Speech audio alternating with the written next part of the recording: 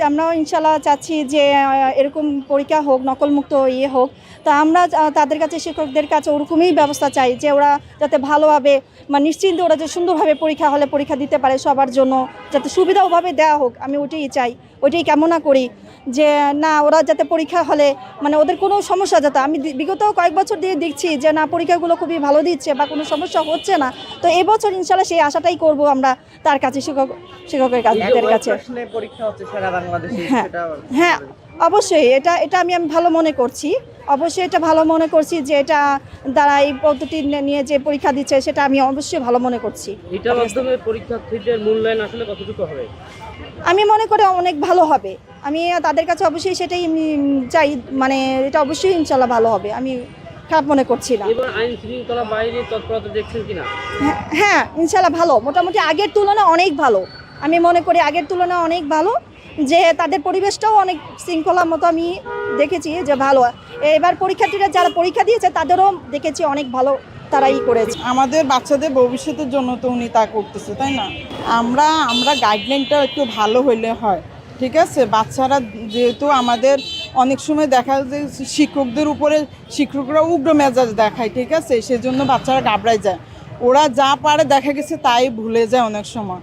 কিন্তু আমি চাচ্ছি শিক্ষকরাও যেন ওদের মানবতার খাতিলে যেন, ঠিক আছে, নকল অবশ্যই ওরা এমনভাবে ওনারা গাইডলাইন করক যেন সবার একটু ভালো হোক, যেন ওরা কোনো দিকে চাওয়া কারো না দেখুক, সেটা আমি চাচ্ছি। নকলও চাচ্ছি না, সেটাও ভালো, কিন্তু শিক্ষকদের যেন একটু মানবতা থাকে স্টুডেন্টদের প্রতি।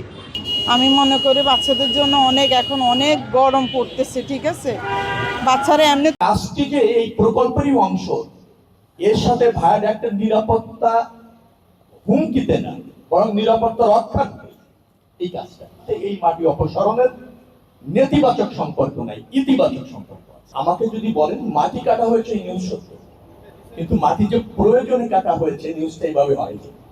বলা হয়েছে যে মাটি এমন ভাবে কাটা হচ্ছে অপরিকল্পিত ভাবে, স্বেচ্ছাচারী ভাবে কেটে নিয়ে এই যে ভায়াডাক্ট যেটা আছে লাইন, সেটা ক্ষতিগ্রস্ত হবে। এই তথ্যটি যারা বলেছেন সেটা ভিত্তিহীন। মাটি কাটা হয়েছে এবং মাটি কাটা হয়েছে প্রয়োজনে মাটি কাটা হয়েছে। কারণ আপনারা ইতিমধ্যে জেনেছেন যে 16.76 কিলোমিটার ঢাকা থেকে মাওয়া পর্যন্ত এই ভায়াডাক্ট।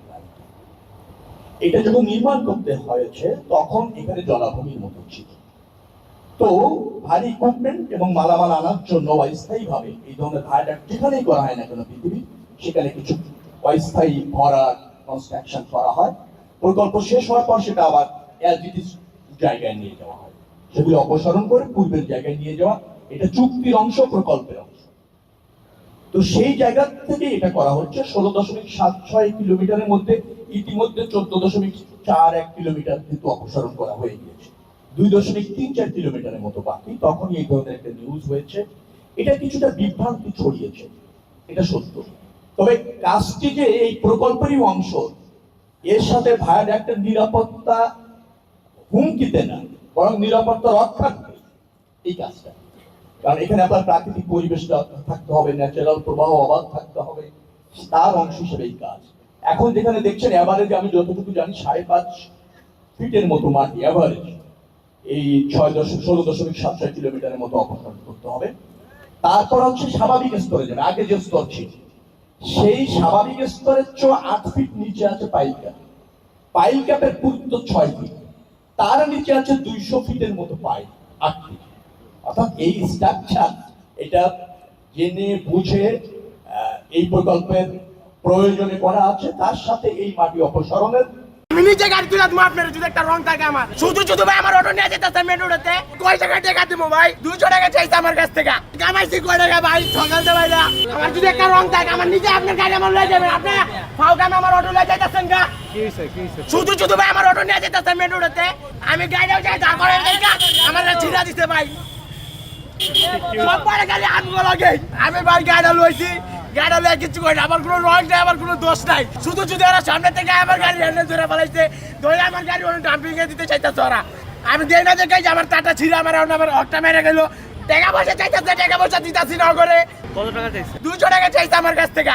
আমি কামাইছি কয় টাকা ভাই দেখেন, আমি ঘরে দেবো কি, আমি নিজে চলবো কি?